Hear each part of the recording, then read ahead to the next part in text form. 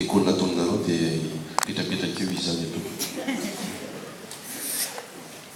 Vaovaony fahatany, vaovaony foibe zany tsara fahatarina ny FPMA CLG. Ny akaiky indrindra no zareko amintsika. Ny akaiky indrindra omaly araka ny komity maritra vaovao farany dia tsara fahataritsika fa ho tanterahana ihany ny cœur uni en la Réunion amin'ny volana Jolay. Ito koa ho tanterahana ihany ny cœur uni en la Réunion amin'ny volana Jolay. Ny tokopira mafantatra tsara mitady inganemba izy atatevina faharoa akaiky akeo akaikitsika kely satria noekena ho fiaraha-mivavaka FPMA omaly tao amin'ny komity maritra ny fiaraha-mivavaka Evry. Tsara ho fantaritsika eto amin'ny Ile-de-France zany fa ao Evry dia misy fiaraha-mivavaka iray noekeny komity maritra omaly. Fa ny toy andeha ity tafiditra ao anatin'ny fahatany misy antsika izy zany fiaraha-mivavaka izany. Noho izany dia ato amin'ny fahatantsika no misy ny tafo betsaka indrindra, tafo valo, tafo sivy, azafady tompoko, tafo sivy nareo anisan'ilay zoko indrindra tena zokona indrindra nareo fa tena misaotra nareo.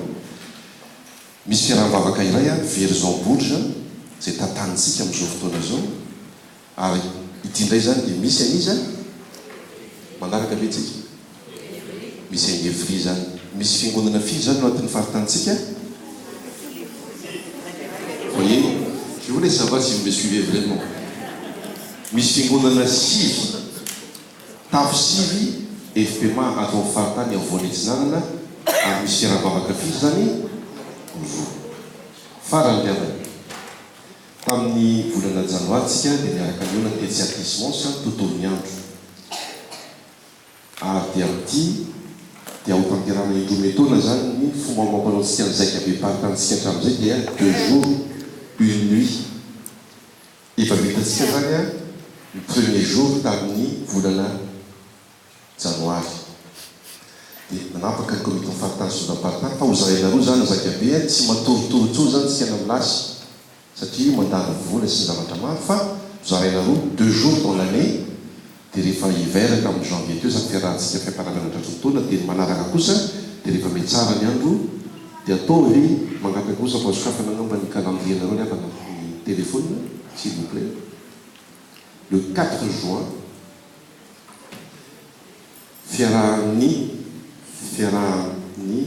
vahoakan'Andriamanitra rehetra eto amin'ny fahafatsa miaraka mifaly miderin'Andriamanitra amin'ny lalao pique-nique défilé de mode je pense misy koa je veux dire hoe mbola konikonina an'izany mbola faritany tompo fa dia tanina ianareo eto amin'ny FPMA CLG mba ho tonga maro amin'izany hetsiky ny faritany zany efa tsy ho ela tsoa zany félicité o misaotra dia atoko voninahitra Andriamanitra indeliany manatena ny fahatongavantsika.